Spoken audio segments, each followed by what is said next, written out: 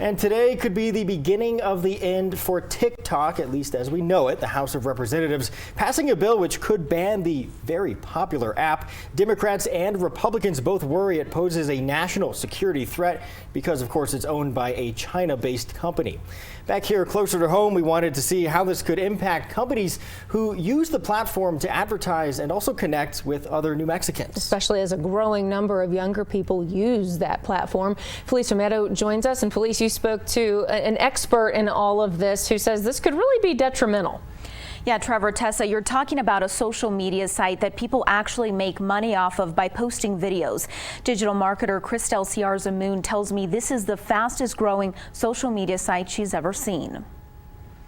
As a growing number of states try to limit or ban access to TikTok, the social media site is now up against what could be a national ban. Wednesday morning, the House passed a bill to force TikTok's Chinese owners to sell the app or face a ban. It heads to the Senate. I have never seen a social media channel banned in this type of fashion or with a political motive. Here in New Mexico, a growing number of businesses use it to advertise. People of all ages were utilizing TikTok as a form of a search engine, as a form of a shopping vehicle, as a way to connect and have quality conversations with individuals. So obviously, the ban itself would be very detrimental to just the basics of communication with individuals. From local influencers to different businesses, digital marketing expert Cristel Ciarza-Moon says New Mexicans have gravitated towards short, trendy videos. Whenever we place advertising, we see that it generates really great impressions and really great engagement. However, we always abide by this rule of thumb. It never is a great idea to only use one medium. Ciarza-Moon says a ban doesn't mean these videos won't exist. The question then turns to where people will post them. Visit Albuquerque as a perfect example is fantastic when it comes to TikTok,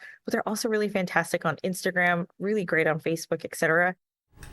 Ciarza-Moon says rival platforms are also watching closely, and if a ban does come through, they could try and take the concept of TikTok and improve upon it. Oh, this is far from over, of course. Felice, thanks so much. The social media giant is not going down without a fight, though, with users protesting what they call an assault on their First Amendment rights. Alice Barr is on Capitol Hill with more details.